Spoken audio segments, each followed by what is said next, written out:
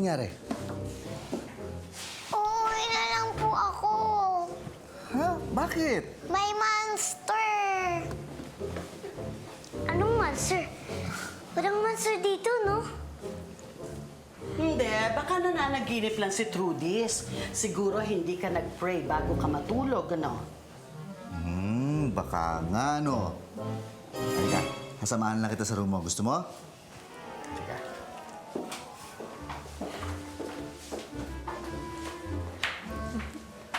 Good night, Trudis! Aminin mo nga sa akin. Ano bang ginawa mo? Ay! Ano ba naman yan? Grabe naman, nakakatakot Ay, ano yan. lang pala? Papatalo tayo sa batang yan? Hindi. Kailangan mapalayas natin ang Trudis liit na yan. Hindi matatapos ang linggong ito at mawawala na siya sa pamamahay na ito.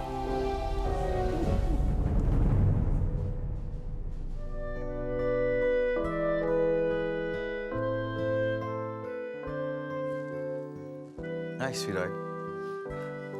I hope you don't mind, ha? Dito ko na siya pinatulog. Ayaw kasi tumigil sa pag-iyak, eh.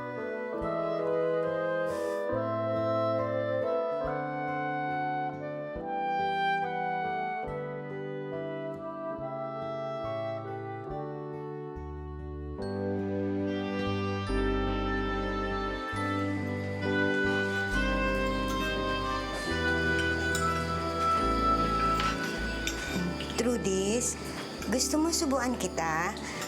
Masama bang pakiramdam mo? Pabayaan mo siya. May spoil yan. Trudis, kumain ka na maayos. Umalis ang papa mo dahil meron siyang gagawin. Kaya walang ibang mag-aalaga sa'yo kung hindi kami. Kaya sundin mo kami. Okay?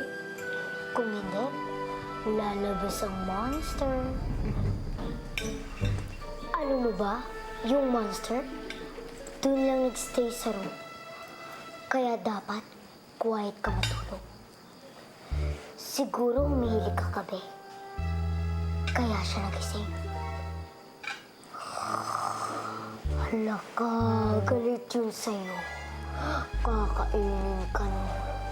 Tama na po, uuwi na lang po ako.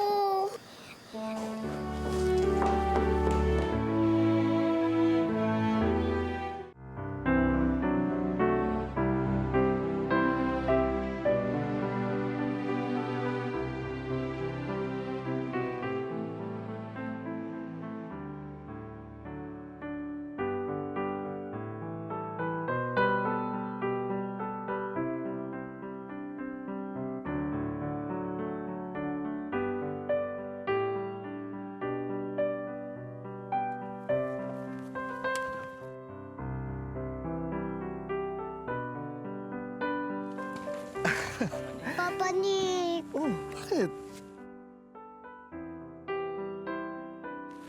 Tita Shadowpeng! Upeng!